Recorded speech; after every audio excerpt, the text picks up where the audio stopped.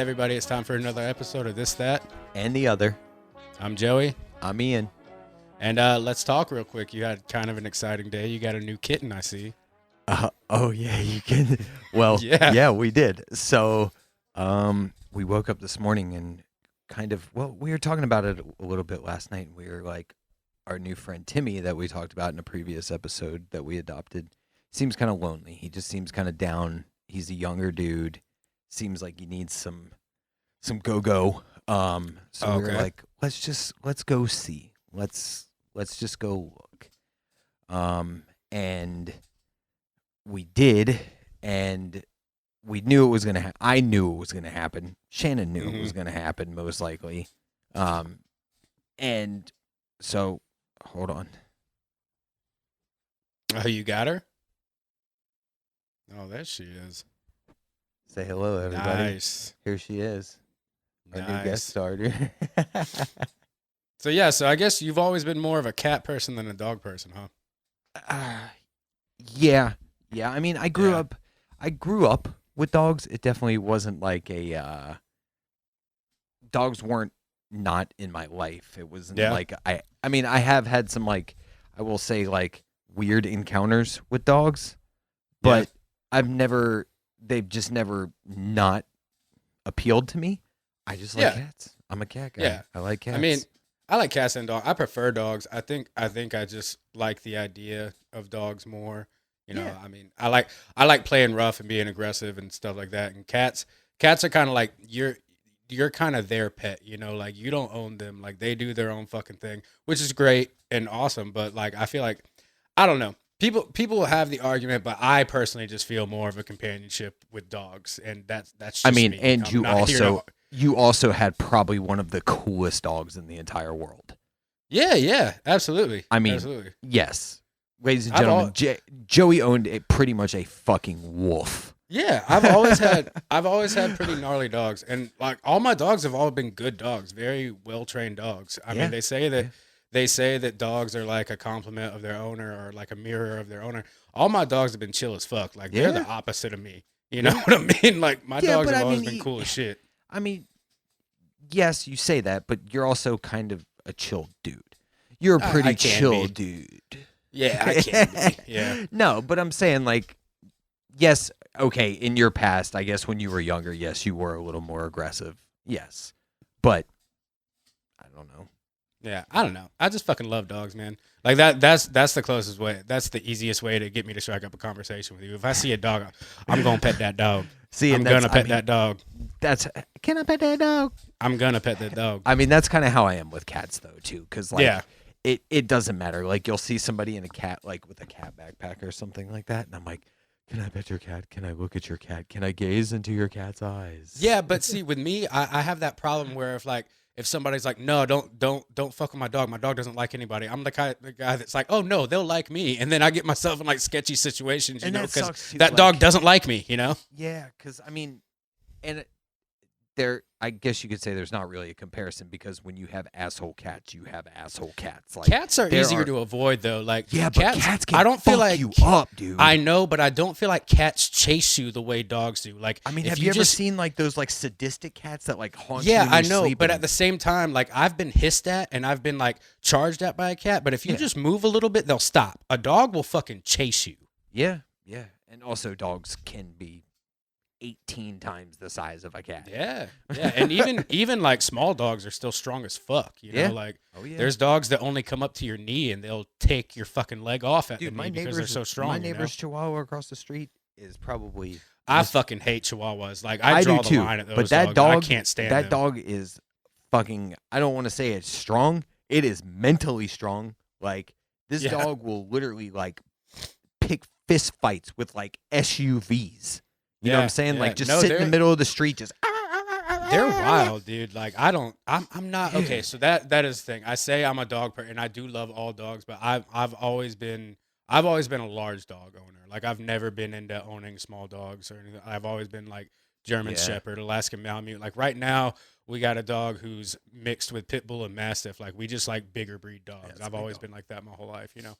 That's a big dog. He is a big dog. He's a big dumb dog, and I love him. All right, so before we go any further and before we get into this interview with Charlie, I have to ask you something because, as we all know and as we've talked about in this podcast before, I know absolutely jack shit about this subject.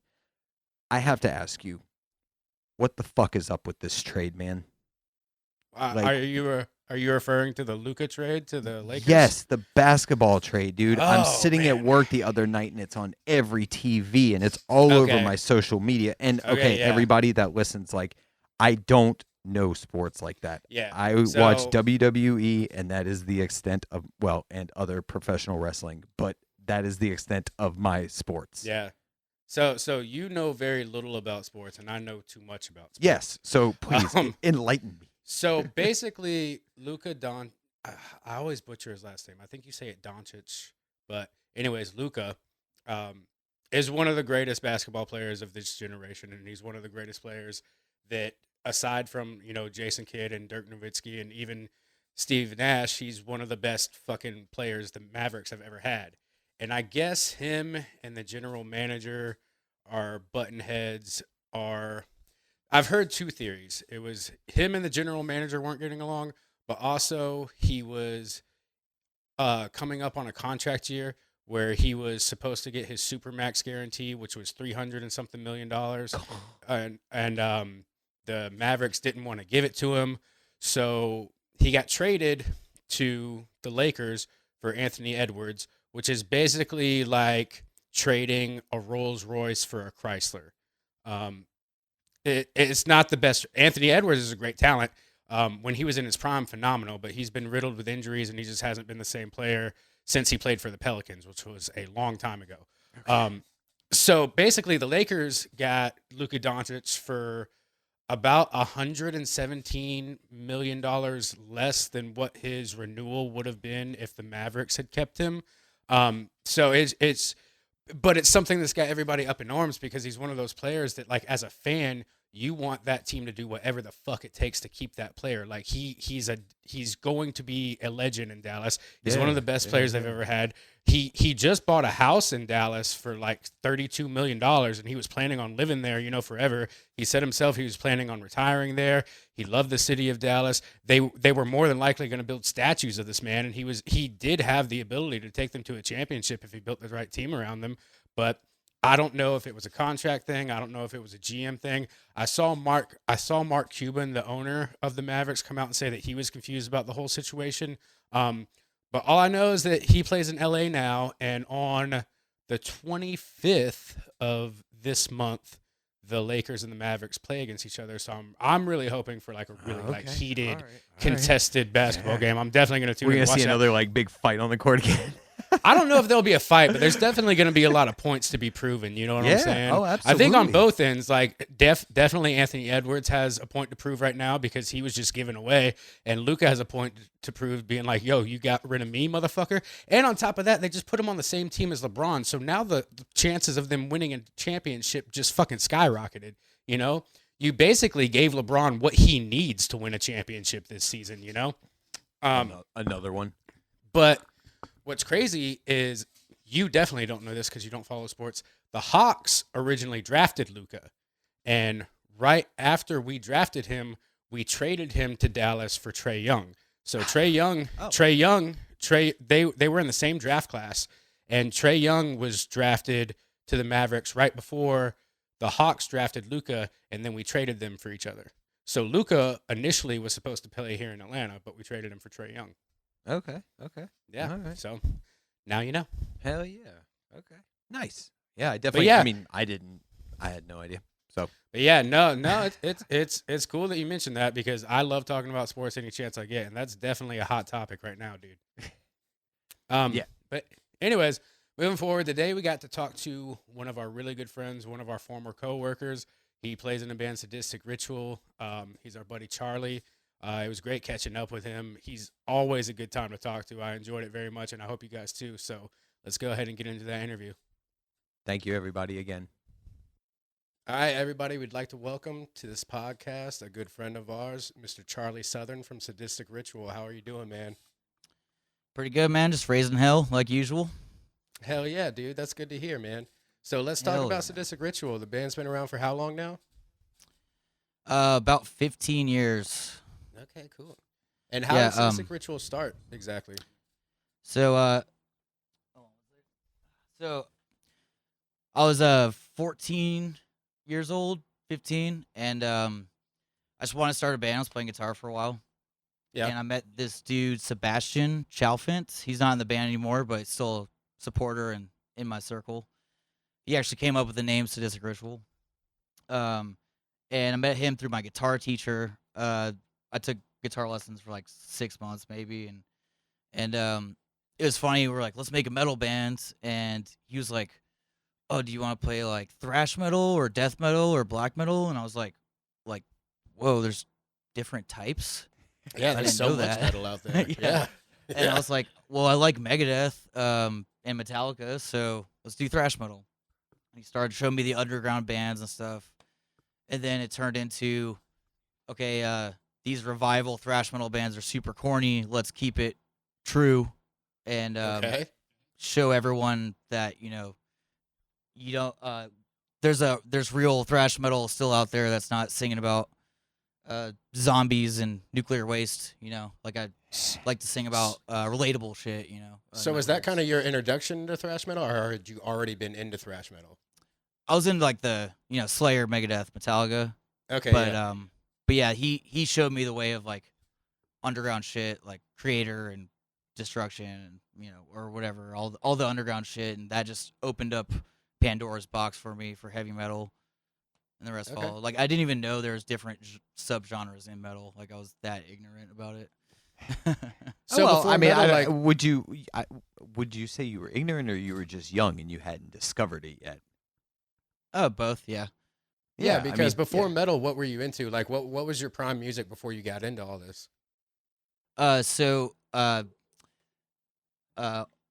to refrain, Joey, but my mom, she got me hooked on metal and rock and roll at a super young age. Like Metallica, Megadeth, all that stuff.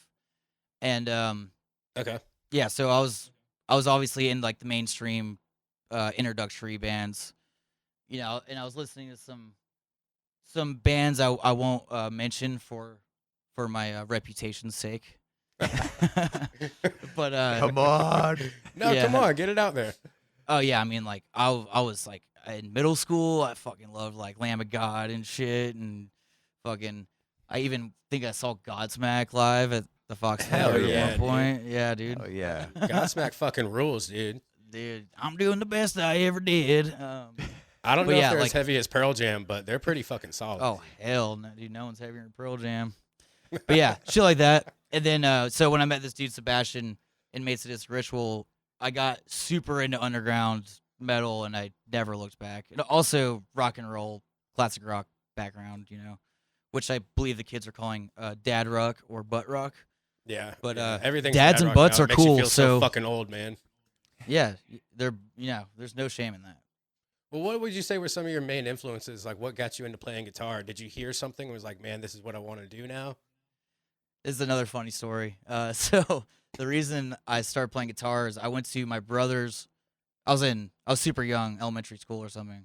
My older brother, who's in middle school, I went to his talent show, and this dude played, I believe, in a thing called "Love" by the Darkness on guitar. Hell yeah! And I was like, that is the coolest shit I've ever seen. Like, I want to be that dude, So I saved up my allowance and bought like a $100 guitar from Walmart. Okay. And it was. Was it one of those pretty much- silver tones that would come with the box with the amp and everything? It wasn't. Yes, but it wasn't Silvertone. It was the first act. I still have it. Oh, too. okay. Oh yeah. Yeah. I remember there for a while, like Paul Stanley had the little signature Silvertones you could buy at Walmart. Yeah, my amp worked for 2 weeks, then it broke. Hell yeah, dude. Get what you Sounds pay about right. for, but yeah, it fucking can't put the goddamn thing down ever since.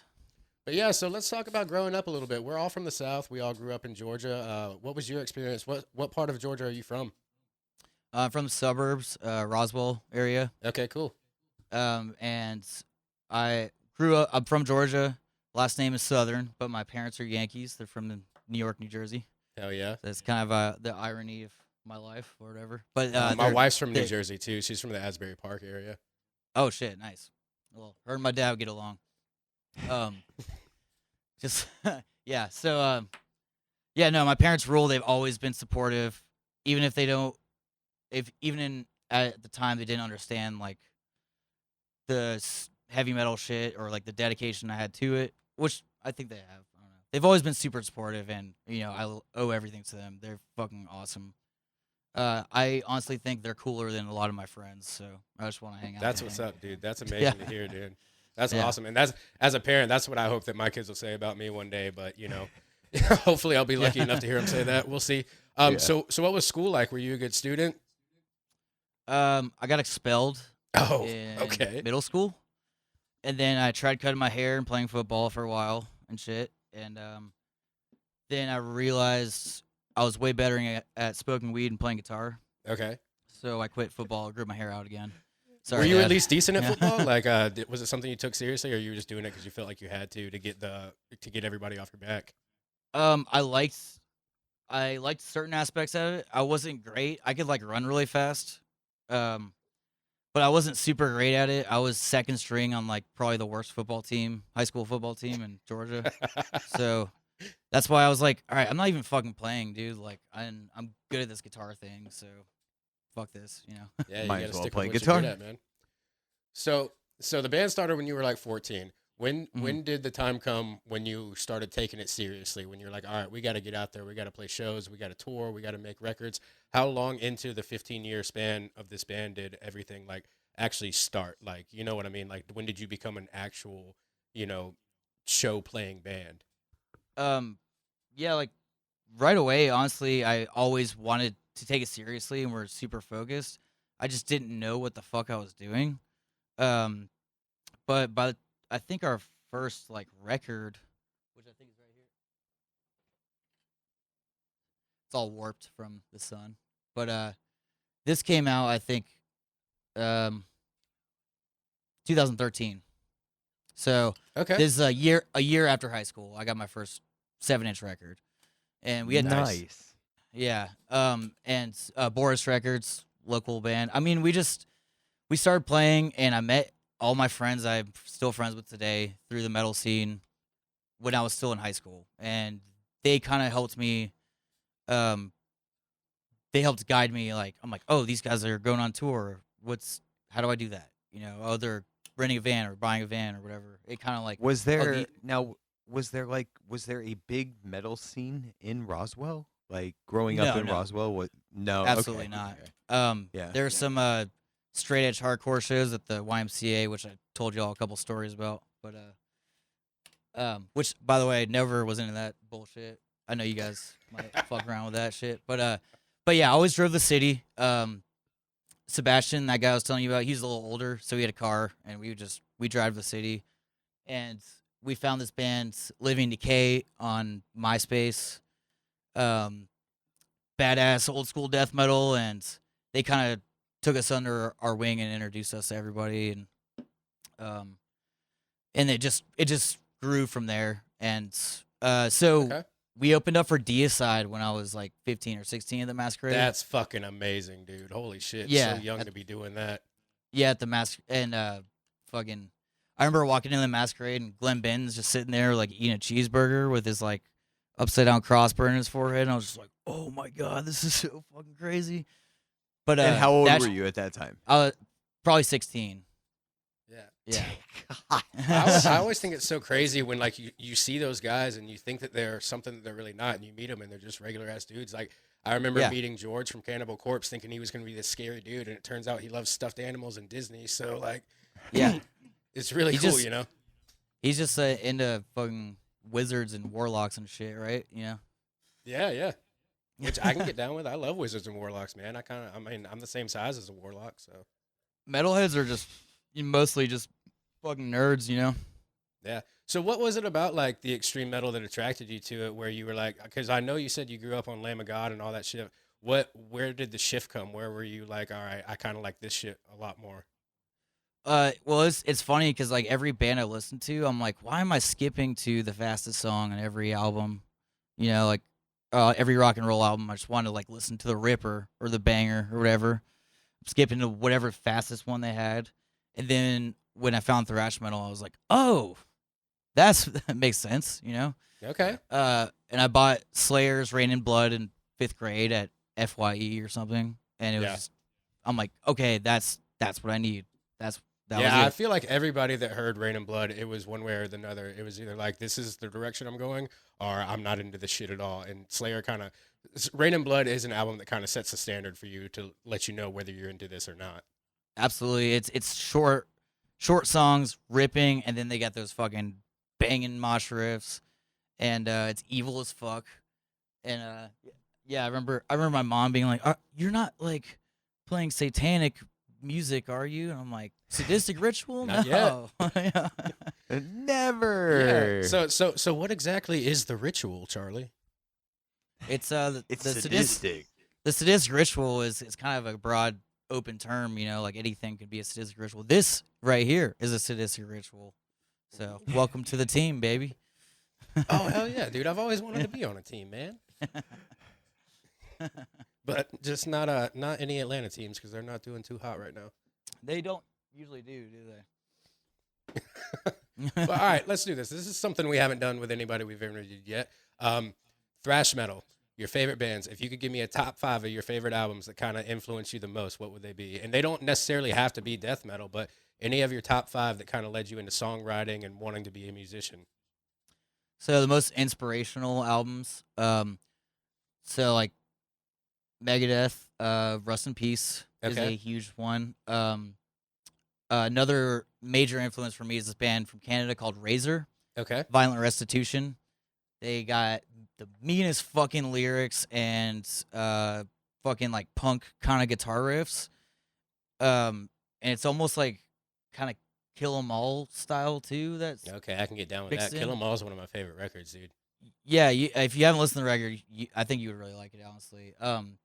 So that Razor, Demolition Hammer is another big influence. A lot of people find similarities in sadistic sound and that too.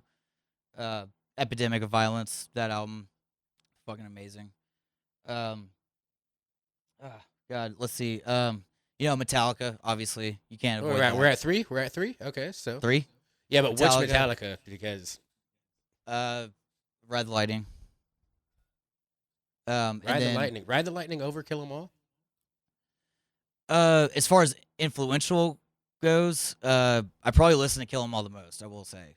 But I don't really like take much from that sound for my music.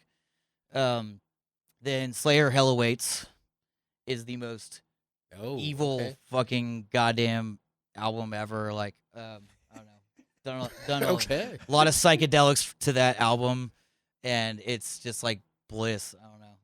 That shit. See, this is surprising though, because I was really anticipating you saying like a Conspiracy of One by The Offspring or something like that, because I thought those were your favorite records. Well, they are, but you got to keep them separated.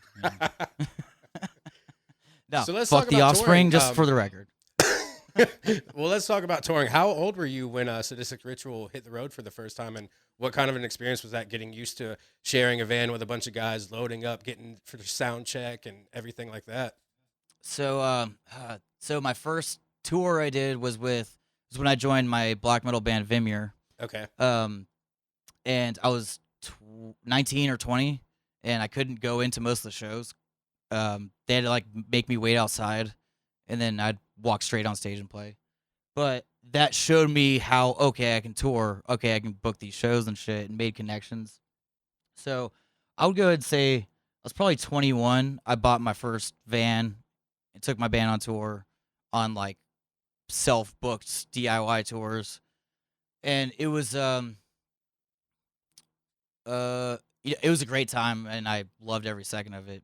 But comparatively, they're pretty rough, obviously. Because if you could, what were you gonna say? If you could tell anybody that wants to start touring in a band the pros and cons of it, what advice would you give them? Well, just get out there. Just fucking get out there and start making a name for yourself. It won't happen right away. It's like when we play in Atlanta, we have a built-in audience because we've been playing, every fucking year for 15 years. But when you you go somewhere new, no one knows who the fuck you are, especially if you don't have recordings out. And even if you do, chances are people don't know who the fuck you are still. So you just kind of like gotta run the circuit, come back, and every time it'll be better. Ideally. But, so essentially, like when you went on that first tour, nobody knew who Sadistic Ritual was, right? No, but you kind of have local bands open up for you, or someone who will help you out, and the local bands bring people, and you make friends and shit. And, now the other side of that, have you ever been in a state outside of Georgia where you hit the stage and you're like, holy shit, these people know who we are? That's fucking awesome. Yeah, totally. We did our first West Coast tour this summer, and I was really surprised how many people were like anticipating us coming out there. It was awesome. Yeah, dude. I mean, the second you go into Funeral Raid, everybody knows who the fuck you are, bud. Yeah. Oh, actually, no, that's a good story because we were in Eureka, California, which I'd never even heard of that fucking city before we played it, and we were going through our set, and some kid was just like, "Play Funeral Raid." And I was like, we're all like, it's kind of a rosy show, so we kind of looked at each other and we're like, "Fuck it, let's do it." Whatever. We haven't practiced it in like 6 months, and we just whipped it out for him. That was there who did that. Right. I've never seen you at a goddamn show, motherfucker. Dude, it's hard to get me out of the house, man. I'm not gonna lie, dude. It's so hard to get me out of the house. Well, I'll Zoom call you at the next show. Is very true. Yeah, you can Zoom call me and I'll just take me on stage. I'll be part of the show. I'll hold my phone up to the microphone. Yeah, dude. Yeah, here's Joey, everybody. Hell yeah, dude. I'll go to every show that way, dude. If people don't know, they're gonna find out, dude. No, dude, bring the kids, bring the wife, dude, bring the whole family. It's a fucking it's a family affair. Oh yeah, it is. Dude, the I don't twins have the twins have more energy than the entire crowd. I'll tell you that right now. They would probably fucking have a blast there. Dude, I could use it. A lot of metalheads are just like in the crowd, just like, they don't fucking move. So let them run around, dude. It'll get the energy out. It'll be great. Hell yeah, dude.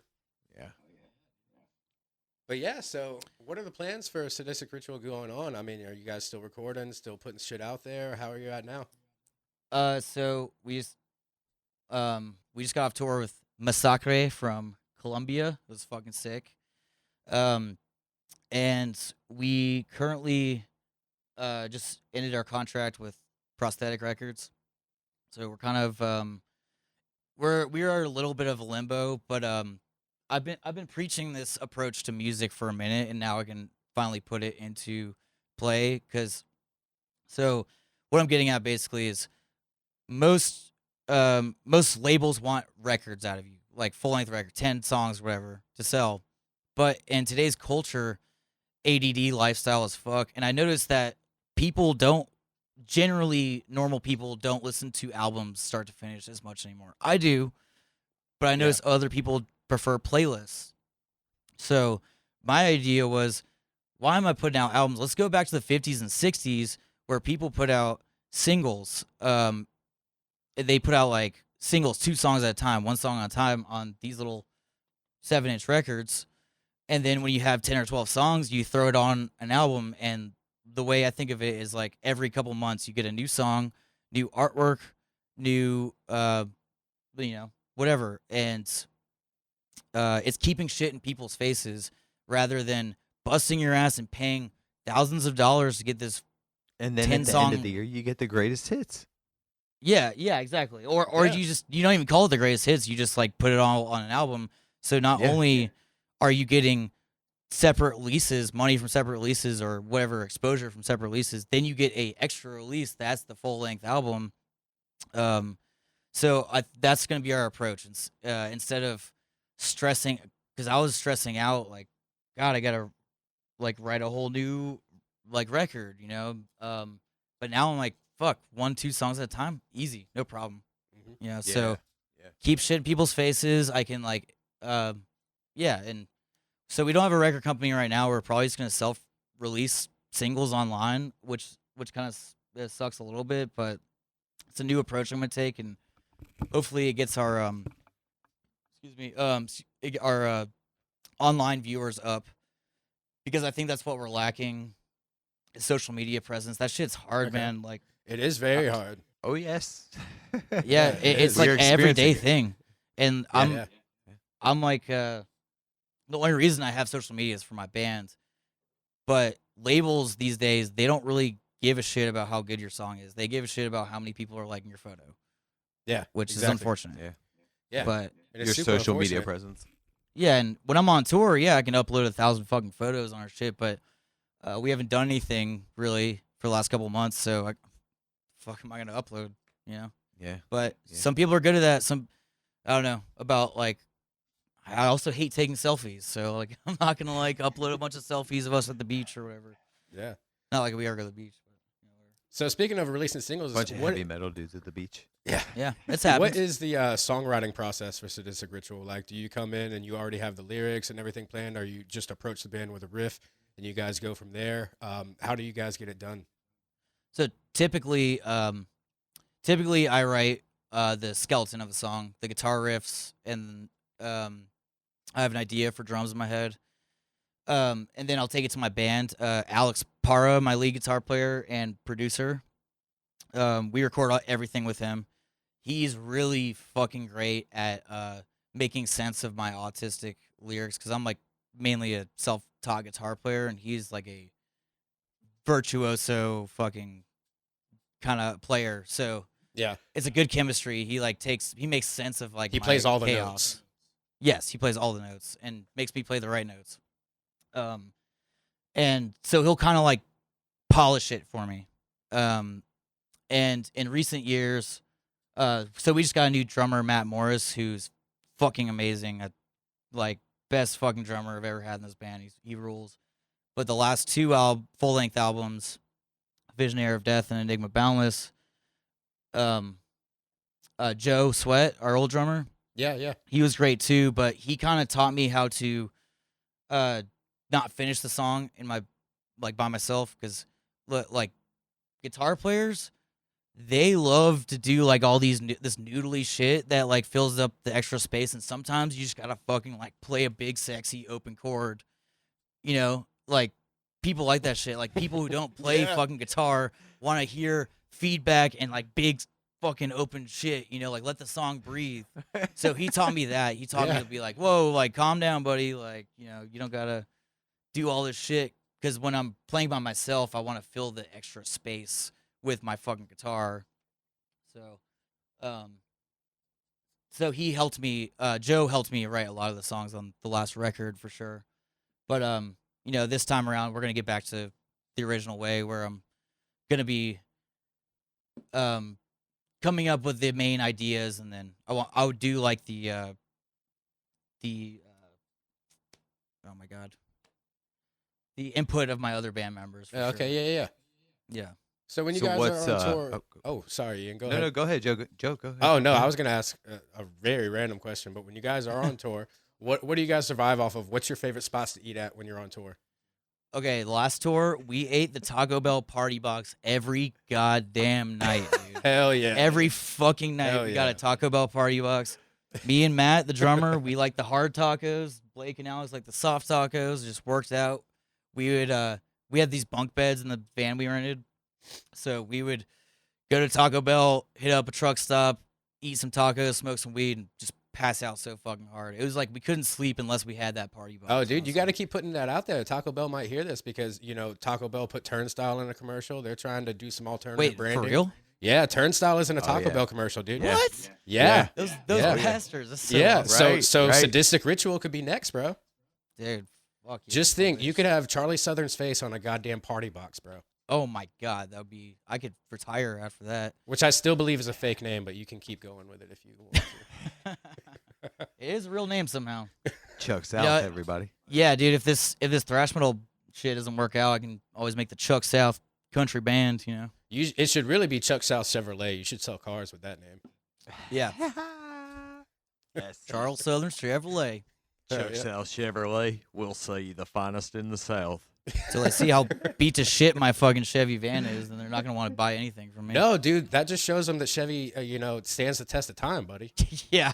If it works and it belongs to me, then Yeah, but if you own a Chevy dealership, you can have like a fresh engine put in your Chevy van, and it would be sick then. Yeah, never mind the body of the car. Let's just get you a new fucking engine because that's the problem, right? Hell yeah. The funny thing, the engine's fine. Is I know. God, everything else.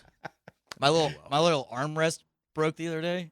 Yeah. It just like goes down. It is the most tragic thing that's ever happened. Well, I remember when I first met you when we were working together, you used to have to climb under your van and start it with a screwdriver. Yeah. Yeah. Yeah. That was a crowd pleaser for sure. Hell yeah, it was, dude. I would just see Charlie's hair and sparks flying under there, and then the fucking engine would turn over. It worked. It worked. So let me ask you this. Is there anything you listen to that you think people would be surprised to hear that you listen to in your own time? Like, do you have any guilty pleasures or bands that might surprise people that you're interested in? I have zero guilty pleasures. I'm never guilty about what I listen to. Okay, hell But, yeah. Yeah, I do. Okay, so let's see. I've been getting into kind of like you guys know from working with me. I've been getting into like goth music pretty heavily, Hell yeah. which kind of goes hand in hand with the metal. That's a go-to. But lately, I've been like super into. I've been listening to a bunch of, like, I love outlaw country too. I love David Allan Coe, Waylon Jennings, all that shit. And like Little Richard, James Brown. Oh, yeah. I like worship that shit too. And I've been like listening to so much Tears for Fears lately. I don't know. Like Tears for Fears is an amazing band, dude. It's so really fucking good, dude. Great. And I love that you mentioned Little Richard because I feel like Little Richard has never truly gotten the flowers he deserves. He did so much for rock and roll music that I don't think it would have gotten to where it is without Little Richard. What an incredible I artist love he was. that like proto rock and roll shit where it's like not quite rock and roll yet, but it's so high energy Yeah, and fast paced. absolutely. Like those dudes are like doing straight up thrash beats, like Yeah, like. And I didn't learn this until a few years back, but one of the songs that Creedence Clearwater is famous for, "Born on the Bayou," is originally a Little Richard song because I accidentally heard his version of it and I was like, holy shit, dude! Creedence Clearwater stole this from Little Richard. Yeah. A lot of their songs, I mean, they're not even from the goddamn South, dude. Yeah, that pissed me off when I found out that they were from San Francisco and nowhere near a bayou. I was like, come on, man. That's what I didn't listen to them for the longest time because I'm like, these guys are fucking posers. But then I finally was like, all right, they rule though. Like, I mean, they do really, rule. That's the so problem, good. you know? They do. That's the problem. It's like there's so many bands that I want to hate, but then I listen to them like, God damn, you know, like fucking Godsmack's amazing. So what nowadays, now going into writing a new album and talking about writing, you know, like all these singles and stuff that you're trying to do, what nowadays is influencing you? Like what bands or like what's influencing you going into writing this next album? Kind of returning to my roots, honestly. Like the last album, Enigma Boundless, we did this like psychedelic thrash thing, which was super different, and I'm very proud of it. I was listening to like Pink Floyd when I was writing that album, and I was like, how do I make thrash metal brutal and psychedelic? Because I love psychedelic rock. It's probably my next favorite kind of music next to thrash metal. But now I'm kind of like I'm getting back to like what I was listening to that originally got me into it. Sepultura, Demolition Hammer. Oh, my 5th album, Sepultura. But yeah, like I'm returning back to my roots. Like, it's been a while, you know. Like I lived in a house with a bunch of punk dudes and rock and rollers for a while. We were jamming all the time. I wasn't around my metalhead friends, and now I'm like re-listening to Autopsy and Deicide and you know Slayer. And I'm like, fuck, dude, this shit's so good. So I'm trying to get back to that. And the psychedelic thing, I don't want to like force it because it's very challenging to do. So I'm just gonna, if it happens naturally, awesome. But I want to make it more mean and ripping because that's what this band is. You know. Yeah. Now, did you ever have a punk phase? Because a lot of the guys I talk to who are in the metal and hardcore scene now, they started off with punk rock, and then from punk rock they gravitated into what they are now. Did you ever dabble into the punk rock? So I'm a metalhead, but I started off with metal. But one of my first favorite bands was the Ramones. Okay. Still is one of my favorite bands. and some of my best friends, they're punk dudes who got into metal and kind of don't really listen to too much anymore. But so that is a huge part of my music journey. Poison Idea, GBH, that early hardcore punk shit, not the tough guy breakdown shit. Like that early '80s hardcore is a huge influence on Sadistic Ritual sound because you got to have those like open like mean chords.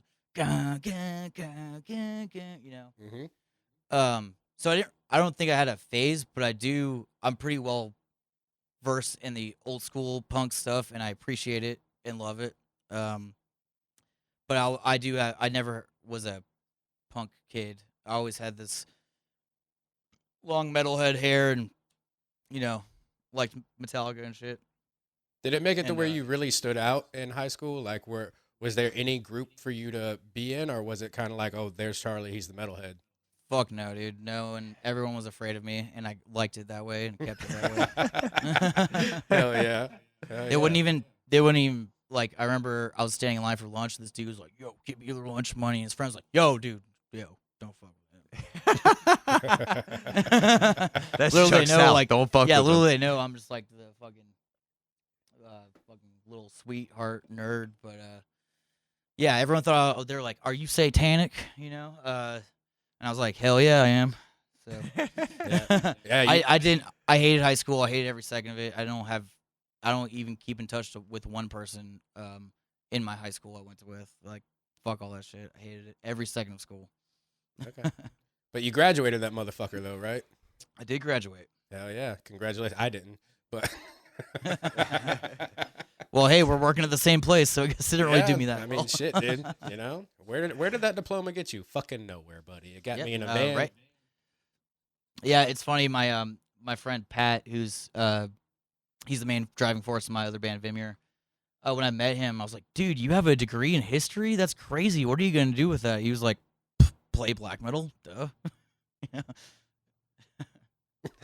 Hell yeah. Hell yeah. That's what's up, man. But yeah, so like, what do you think about like black metal bands, fucking thrash metal bands, this, that, and the other? Is there something that was just so specific about thrash metal that attracted? Because I know you also play in a black metal band, but is there something more along the lines of thrash metal that you like more than the other styles of metal? Yeah, it took me, I was getting into underground metal and stuff. It took me a while to get into death metal vocals, like Cannibal Corpse style vocals. I genuinely like vocalists who are in the higher pitched range, who are maniacs. Okay. So it took me a while to get into like that Cannibal Corpse death metal style. I do love it now, but it took me a second. And with my rock and roll background, like how I was saying, I was skipping to the fastest song on every record I loved. Thrash metal kind of has that rock and roll punk rock aspect where the vocals are cleaner, and it's out of all those genres, it has the most like rock and roll Motorhead aspect to it. And that's always been so important to me, because especially when you touch on Cannibal Corpse, like George is the singer now, but originally Chris Barnes was the singer, and people are either one or another. They like Barnes or they like Corpse Grinder. Me personally, I prefer George, because he enunciates. I can understand what he's saying. A lot of people think that's crazy, but I'll put on the record and be like, no, I know every word he's saying. But then when I listen to old Cannibal Corpse and Chris Barnes is the singer, I'll look at the lyrics and I'll listen to the song and be like, there's no fucking way he is saying what these lyrics are. Like, there's no possible way. I actually do like both, but I do like Chris Barnes shit earlier. It's just because the instrumentals of Cannibal Corpse were super interesting. Back then, like really weird and autistic, like really out there riffs. Yeah, absolutely. No, I get it. And Cannibal Corpse is one of my favorite bands of all time. Like, I love everything. And George is a better vocalist. He's a better showman. It's kind of like Iron Maiden. It's like, obviously, Killers and Iron Maiden, self-titled, obviously those are everyone's favorites, but Bruce Dickinson is just a better vocalist and fucking showman. Yeah, and Paul Di'Anno's dead, and he had fucking was in a wheelchair singing Iron Maiden songs till he died. Yeah. You know, it's But like they made the right fucking So choice. I obviously. didn't know that Bruce Dickinson was, because when I got into Iron Maiden, I was like 15 or 16 years old, and I heard like Fear of the Dark and fucking Number of the Beast and stuff. I didn't know that there was a singer before Bruce Dickinson. So to me, Bruce Dickinson has always been Iron Maiden. Same. You know how I found out there's another singer is I was watching the Zero Misled Youth skate demo. Oh wow. And Jamie Thomas, yeah, his name. Jamie Thomas skated to Prowler by Iron Maiden, and I was like, what the fuck is this song? It's so good. I'm like, Iron Maiden, what the fuck? Yeah. And then that just fucked me up, dude. Like, but you definitely appreciate that style of metal too. Like I know you love Iron Maiden, Judas Priest, all that type of shit too. Oh my god, yeah. Is there a reason you didn't try to make that, or you just think it's a little too out of your realm? I don't know. At the time, I was playing really aggressive shit, and I wanted to play aggressive shit, and also, these days people are afraid to sing. Sing. Yeah. You know, it's a lot easier to do death metal, black metal vocals, because there's no like pitch really. So it's really hard to find a singer who's hitting falsettos and get like is a good vocalist, especially in high school. Mm-hmm. I did want to make a band a couple times like that, but it's hard to find a vocalist really. It's takes a lot of fucking balls to sing like that and be confident about it. And I also think it's not something that people are like at home practicing anymore. Like not very many people are setting their goals to be like, oh, I'm gonna hit the falsettos like Rob Halford, you know? Instead, and when I grow up, I want to be a Rob Halford. Yeah. Nobody's singing that anymore. Honestly, it's a damn shame. I didn't even start. I didn't start doing vocals until I had to. Like no one could sing my lyrics right, so I had to. And I'm a shy motherfucker, typically. And so I had to. But then like I didn't even start singing like with my guitar till a couple of years ago because I was just like nervous and afraid. It takes like singing is something else. And so like when I'm at work and I take notes on like what people like in songs, even if I don't like the song, I pay attention to what people like in music. So and I noticed at my old job before juniors when I would play music that had like a lot of those like vocals, people would tend to like mock them or make fun of them or whatever. But like when I played some dirty rock and roll with like Lemmy style vocals or Dead Boys or something, people love it. People really liked it. It's more tangible, which I think is again, I think it's a shame because I appreciate a talented vocalist. It's insane the technique, the practice, and the confidence you have to do that is and I'll tell you this, and I mean this with my whole chest. If you're sitting there making fun of somebody who's gone somewhere with their talent just because you can't do it, you're a fucking loser. Like if you're making fun of Rob Halford and Bruce Dickinson because of the way they sing, and they're selling out arenas and countries at a time, like literally they play Brazil and the entire fucking country is watching them, and you're gonna make fun of that, you're the loser, buddy. Yeah, but I mean, I definitely, especially at working with y'all at Junior's Pizza, there's some very successful bands, music that I was talking mad shit on for sure. But see, that's why I've said on this podcast before, like I don't feel comfortable telling anybody that their favorite band or the band that they're into sucks. I will gladly say that it's not for me, but I understand music is such a spectrum and it means so much to a lot of people. I try very hard not to tell someone like, no, that music fucking sucks, even if I feel that way. But I will gladly say like, hey man, this just isn't for me, but do your thing, buddy. If it's you guys, I'll tell you guys that it sucks. But because I'm comfortable with you and you guys are my friends. But but the older I get, the more I want to understand why someone likes a certain music that I don't get. Yeah. And apply that to my band. I feel like out of all the underground or a lot of underground bands, I feel like Sadistic Ritual is very accessible sounding and remains true to its roots, and that's like the most proud thing I am, because like literally anyone can come to our show and have a good time. I don't give a fuck what you listen to. Like you're gonna be fucking bang your goddamn head, like guaranteed every time. I was actually listening to the CD of Edge of the Knife that you gave me today while I was driving around picking my son up from school. So I'm glad we touched on that. This year is the 10-year anniversary of that. Okay. And that was our first official release that kind of broke us out of Georgia. Okay. And I want to do a big show this year at the end of the year where we record us playing you want to do it the live? whole album. Yeah, we're going to play the whole Hell album yeah, live, dude. record it, and then re-release it with the black backgrounds. Okay. And side A will be the original songs, and side B will be the live songs of us now, because we're like way better musicians now, and we're gonna fucking. Well, I'll tell you those this. songs. I'll tell you this. Yeah. I will come to that concert, and I will. I'll believe it when I see it. And I will get on stage and sing Funeral Raid. So the recording of Funeral Raid might have me singing it. Just saying. I reckon that's all right. Hell yeah, buddy. Well, you heard it here. Hell yeah. But yeah, man, I won't take up too much more of your time, man. Is there anything you want to plug or anything else you want to keep talking about? Because I can talk to you all day. You're one of my best friends, but, you know. Dude, I'm down. I'm just glad to hang out with y'all, for real. Like, Hell yeah, man. yeah. It's been too long. I truly do miss seeing you all the fucking time, man. But I'm glad you're doing all right and hanging in there, brother. Hell yeah. Yeah, barely. Times are tough, but, you know, highs and lows, you know what I mean? They are tough. And they're really tough if you like eggs, man. Have you seen how fucking expensive eggs are right now? It's goddamn ridiculous. They are expensive. You got to go to the farmer's market. Well, I knew eggs were getting bad when I went to the store the other day. And if you're an egg eater like I am, you know that there's certain tiers of eggs. And when I saw that all the blue and pink cartons of eggs were completely gone and all they had was the organic farm range shit, I was like, oh, fuck, we're done. Dude, you got to We're get the brown eggs. That's the way to go, man. I mean, well, dude, a lot of that too. A lot of people bought because the freaking snowstorms last week.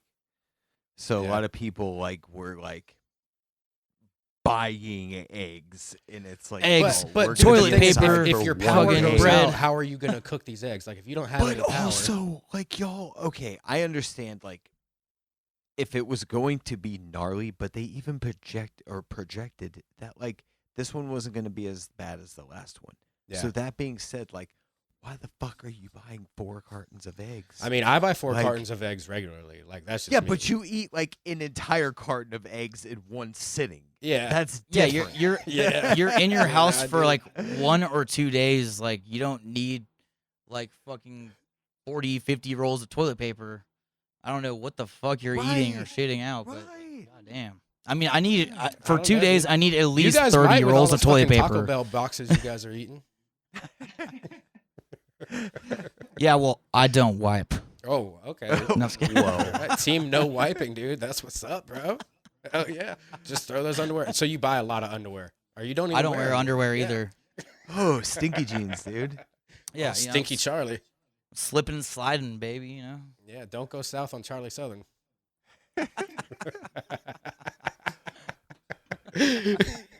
I know she smells bad, but she'll keep you warm. I don't know. Don't worry. It's only going to itch when it dries. Uh, But all right, man. We'll get out of here. We'll keep this conversation going off camera. But for now, we'll bring this interview to an end. Thank you so much, Charlie. Is there anything you want to plug for Sadistic Ritual before we cut this off? No, we don't. Oh, actually, yes, one thing. Hold on.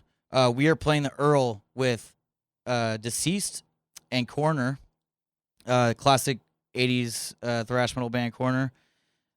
And that will be on March 20th.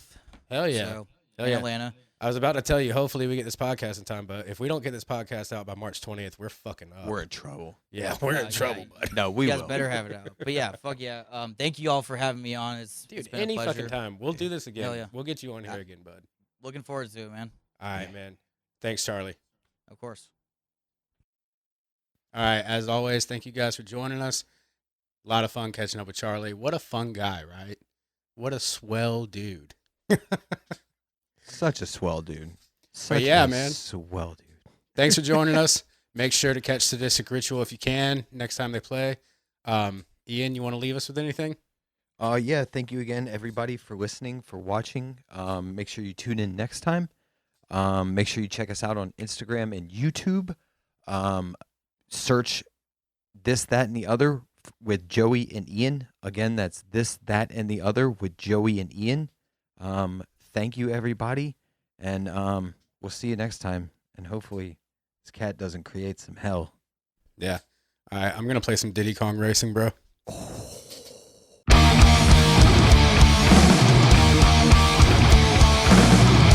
masses gathered, black cascade, broken families, one retreat. Vicious, slaughtered, ripe for war, waiting for chance, settle the score. Torn apart from this one chain, a stable lives open chain. Time of peace, and so they think. Shots of fire, the gaze of embrace. Funeral array of the ones, ammunition to the fallen, desecration. Funeral array of the scene, revenge, we jump out, and we fire.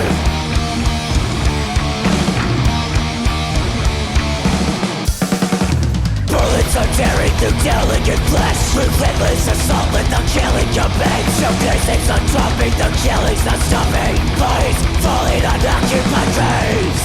A stab in the back. This is the final attack. With only the shame. Punishment due, chaos is pain.